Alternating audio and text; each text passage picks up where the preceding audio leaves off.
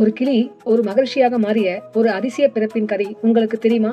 குருஷேத்திரத்தில் நடந்த ஒரு யாகத்தின் போது மகாமுனிவர் வியாசரின் கவனம் கிருதசி என்ற தெய்வீக கண்ணியிடம் செல்கிறது.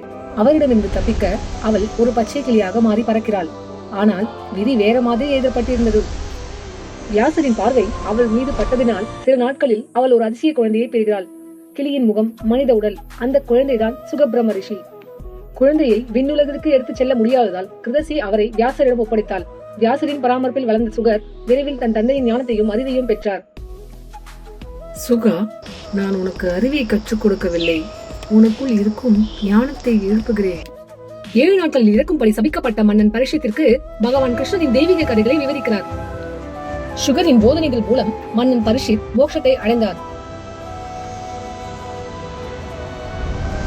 இந்த கதை உங்களுக்கு பிடிச்சிருந்தா லைக் பண்ணுங்க, ஷேர் பண்ணுங்க, சப்ஸ்கிரைப் பண்ணுங்க.